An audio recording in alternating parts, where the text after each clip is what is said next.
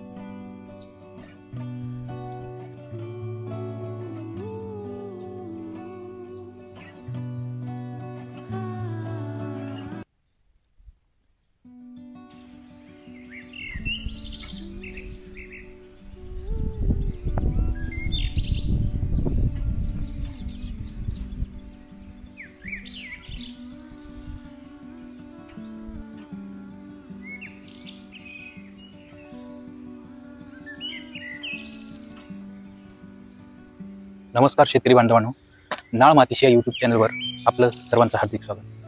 आज आपण इथे कापसांमध्ये असलेल्या तणांचा नायनाट करण्यासाठी जी तणनाशकाची फवारणी जी असते ती आज आपण इथे करणार आहोत. काय होतं, कापूस लागवडीनंतर 30 ते 45 दिवसांच्या अंतरामध्ये तण जेव्हा वाढतं तेव्हा खूप मोठ्या प्रमाणात तणांचा त्रास व्हायला लागतो.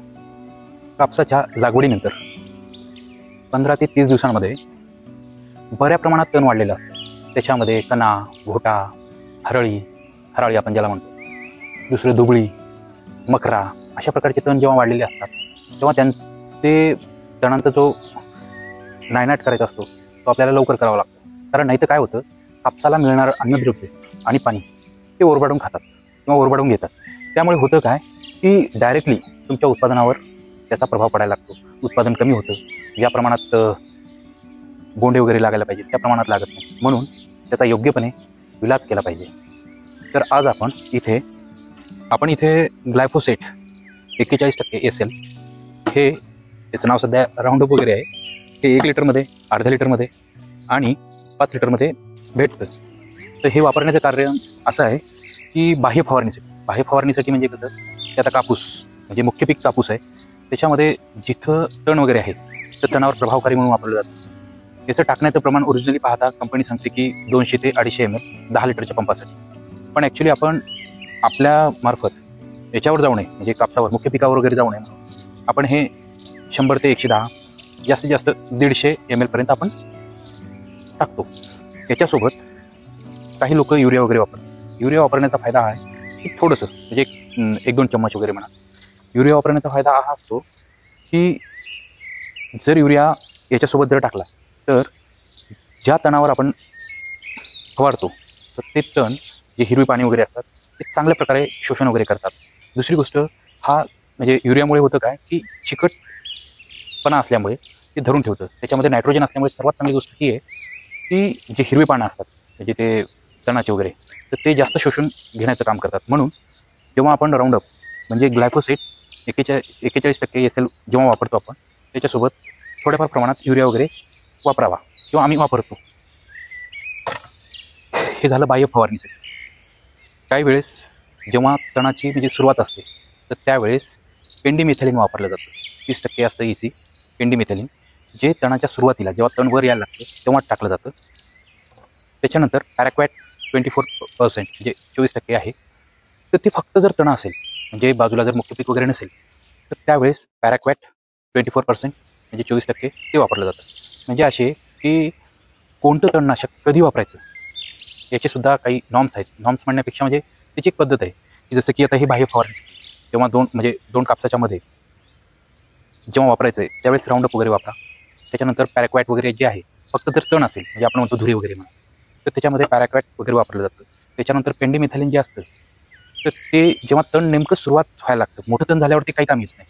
त्यामुळे पेंडिमिथालिन 30% जेव्हा तणाची सुरुवात होणार असते तर तेव्हा वापरलं जातं. तर अशा प्रकारे आपण हे 110 ml ह्या 16 लिटरच्या पंपामध्ये आपण टाकलेलं आहे. त्याच्यासोबत थोड्याफार प्रमाणात थोडं म्हणजे एक दोन चम्मच किंवा मूठभर म्हणा तर आपल्याला टाकायचं आहे युरिया, जेणेकरून तणांच्या पानांनी चांगल्या प्रकारे शोषण करावं. नायट्रोजन असल्यामुळे चांगल्या प्रकारे शोषण केलं जातं. त्यामुळे आपण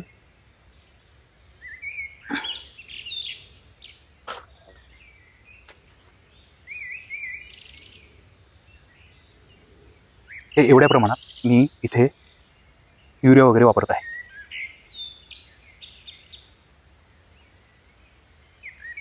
आणि नेहमी एक गोष्ट लक्षात ठेवा की जेव्हा आपण त्याची फवारणी करतो तणनाशकाची वगैरे तर त्यावेळेस जमलं तितक्या प्रमाणात गढूळ पाणी टाळा. गढूळ पाण्याने काय होतं की त्याचा जो प्रभाव आहे तणनाशकाचा तो कमी व्हायला लागतो. म्हणून मी इथे 100% विहिरीचं पाणी वापरतो आहे. हे जे आहे ते विहिरीचं काढलेलं शुद्ध पाणी आहे. मी शुद्ध पाणी वापरतो. कारण होतं काय की भरपूर वेळेस असं मी अनुभव घेतलेला आहे की जेव्हा जेव्हा गढूळ पाण्याचा वापर केलेला आहे तेव्हा त्याचा जो प्रभाव आहे तो खूप कमी प्रमाणात झालेला आहे. मला असं दिसून आला. तर त्यामुळे जितकं जमेल तितकं शुद्ध, ज्याच्यामध्ये गढूळपणा कमी असेल, काडी कचरा कमी असेल, तशा प्रकारचं पाणी वापरायला योग्य. आता आपण इथे पाहू शकता की मी प्रत्येक म्हणजे पंप हा शुद्ध पाण्यानेच भरून घेतोय. त्याच्यामध्ये सांगितल्याप्रमाणे हे आहे.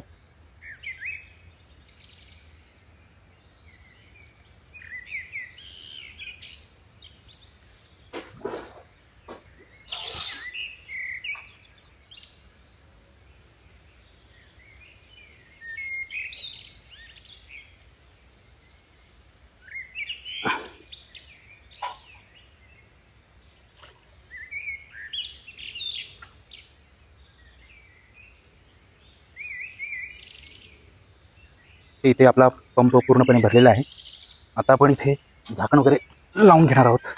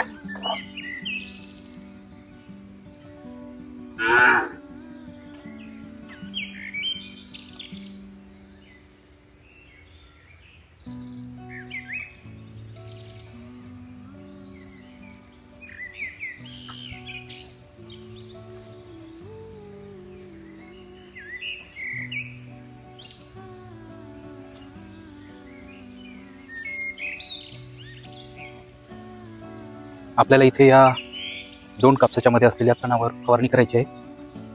आपण इथे पाहू शकता हे अशा प्रकारची कॅप असलेली, म्हणजे जेणेकरून तुम्ही जे फवारताय तणनाशक ते मुख्य पिकावर पडू नये या अर्थाने ही अशा प्रकारची कॅप बनवलेली आहे. आपण ही बघू शकता. मला जेव्हा फवारणी करायची त्यावेळेस अशा प्रकारे फवारणी करावं लागेल, जेणेकरून मुख्य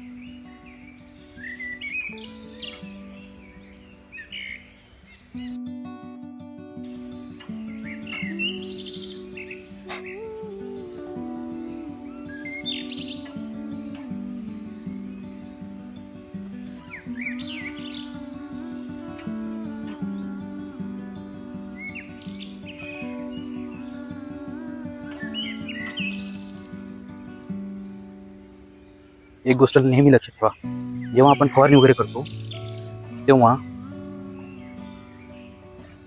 नोजलचा स्पीड हा कमी असला पाहिजे, जेणेकरून बाजूच्या मुख्य पिकावर तुमच्यावालं तणनाशक गेलं नसलं पाहिजे.